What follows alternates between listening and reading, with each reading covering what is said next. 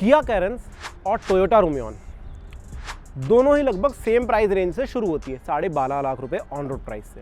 और अगर top end variant की बात करोगे तो किया कैरेंस लगभग 23.5 लाख रुपए तक चली जाती है अपने अलग अलग वेरिएंट, अलग अलग ट्रांसमिशन सिस्टम के साथ, जबकि रूमियॉन 16.5 लाख रुपए में टॉप एंड वेरिएंट प्रोवाइड कर देती है।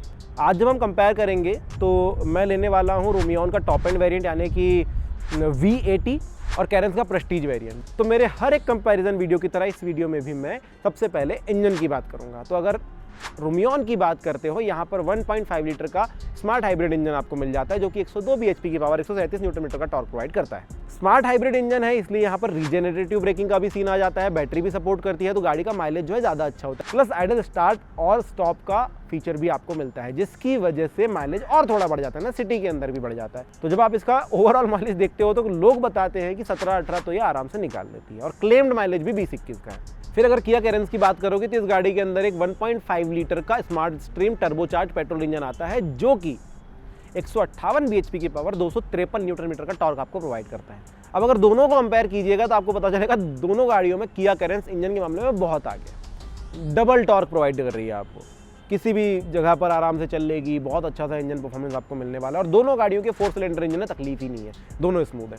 पर एक तकलीफ है, जहां पर रूमियॉन आपको automatic transmission torque converter provide कर दे रही है, पैडल शिफ्टर्स के साथ आपको किया कैरेंस के इस प्राइस रेंज में सिर्फ IMT मिल सकता है। इसमें 3 प्रकार के अलग अलग ट्रांसमिशन सिस्टम आते हैं और 3 प्रकार के अलग अलग इंजन आते हैं। 1.5 लीटर का naturally aspirated petrol engine, 1.5 litre का टर्बो पेट्रोल इंजन और 1.5 लीटर का डीजल इंजन टर्बो चार्ज। और इसी तरह 3 अलग अलग ट्रांसमिशन भी आते हैं भाई, एक तो मैनुअल ले लो, IMT ले लो या DCT ले लो, लेकिन DCT के लिए कम से कम 19 लाख रुपए खर्च करने होंगे, तो बेटर होगा कि आप IMT लेंगे। अब IMT जो आपको इस प्रेस्टीज मॉडल में मिल रही है, जो कि इसके कंपैरिजन हम जिससे कर रहे हैं वो IMT में आता है, तो एक तकलीफ ये होती है कि यहाँ पर ये फुली ऑटोमेटिक नहीं है, क्योंकि आपको गियर शिफ्ट करने पड़ते हैं, क्लच नहीं होता, बिना क्लच के आप गियर शिफ्ट कीजिए, उतारने की जरूरत नहीं होती, खुद ही गाड़ी उतार देती है जब भी RPM नीचे जाएगा। लेकिन जब RPM उठ रहा है तो आपको गियर बढ़ाने पड़ते हैं। जैसा कि मैंने कहा कि वहाँ पर माइलेज आपको लगभग 17-18 का मिल रहा था, यहाँ पर आपको सिटी माइलेज लगभग 12-13 का मिलेगा, ऐसा लोग कहते हैं जो चलाते हैं।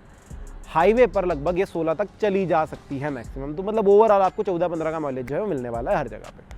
वहीं बात करते हैं दोस्तों डायमेंशंस की, तो आपको बता दूं कि ज़्यादा कुछ फ़र्क नहीं है कैरेंस और रूमियॉन के अंदर, थोड़ा सा आपको लंबाई में, लेकिन कैरेंस थोड़ी आगे निकल जाएगी लंबाई में भी, चौड़ाई में भी और ऊंचाई में भी। व्हील बेस भी थोड़ा सा ज़्यादा है। और एक चीज़ कैरेंस में ज़्यादा अच्छी है वो है इसके टायर्स। अगर व्हील्स की बात करोगे तो कैरेंस में आपको 205/65 R16 के व्हील्स मिलते हैं, जबकि रूमियॉन के अंदर 185/65 R15 के व्हील्स आपको प्रोवाइड किए जाते हैं। तो 1 इंच टायर का जो छोटा बड़ा फ़र्क पड़ेगा। अब देखो, इंजन अच्छा, टायर बड़े, तो ये गाड़ी का परफॉर्मेंस अपने आप थोड़ा सा बेटर हो जाता है रूमियॉन के मुकाबले। बट रूमियॉन क्योंकि रीबेस्ड मॉडल है अर्टिगा का, और अर्टिगा काफ़ी समय से, लंबे समय से मार्केट में है और काफ़ी ज़्यादा ट्रस्ट भी बिल्ड कर चुकी है, तो यहाँ पर रूमियॉन को एक प्लस पॉइंट मिलता है। प्लस क्योंकि टोयोटा इस पर 3 साल की वारंटी और 1 लाख किलोमीटर तक की वारंटी प्रोवाइड करती है, तो एक चीज़ यहाँ पर और ज़्यादा आ जाती है। अर्टिगा के मुकाबले बोल रहा हूँ, कैरेंस के मुकाबले नहीं, क्योंकि कैरेंस में भी लगभग सिमिलर सी वारंटी आपको कंपनी प्रोवाइड करती है।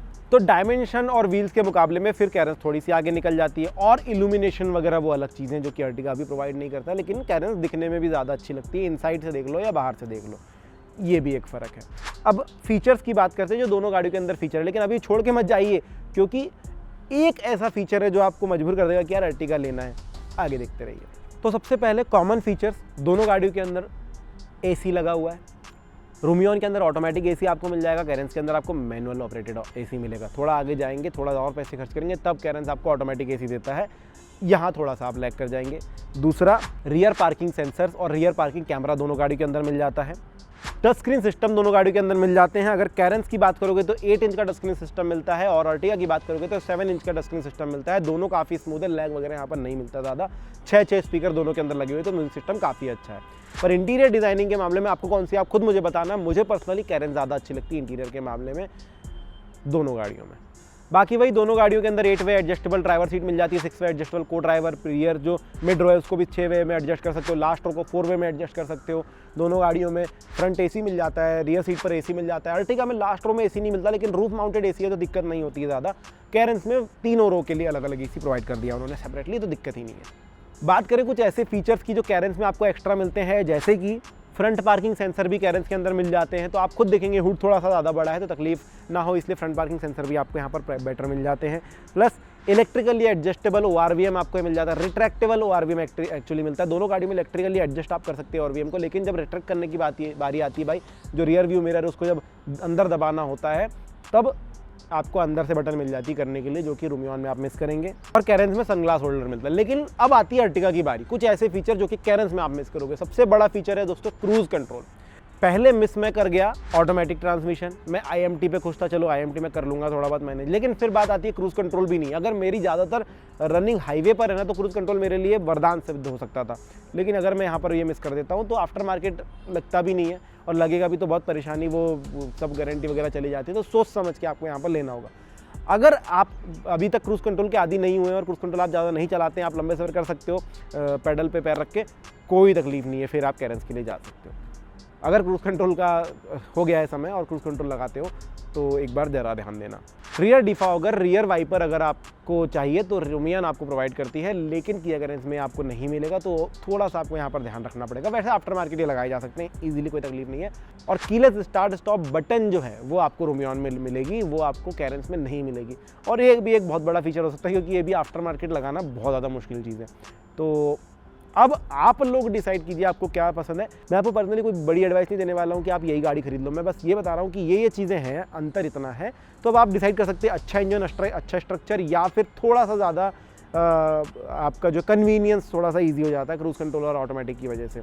बाकी पर्सनली अगर मैं लूँ तो मैं तो मैनुअल गाड़ी का शौकीन हूँ, वैसे भी तो मैनुअल गाड़ी ही मैं लेना चाहूँगा, तो मैं यहाँ पर IMT के साथ भी जा सकता हूँ। इवन मैं तो इसके भी मैनुअल वेरिएंट के साथ चला जाऊँगा। आप कौन सी लेने वाले हो कमेंट करके मुझे बताना। वीडियो कैसा लगा ज़रूर बताना। इससे संबंधित और वीडियो देखना चाहते हो तो स्क्रीन पर रहे, और गाड़ियों का कुछ और जानकारी चाहिए तो सब्सक्राइब भी कर ही लेना। धन्यवाद।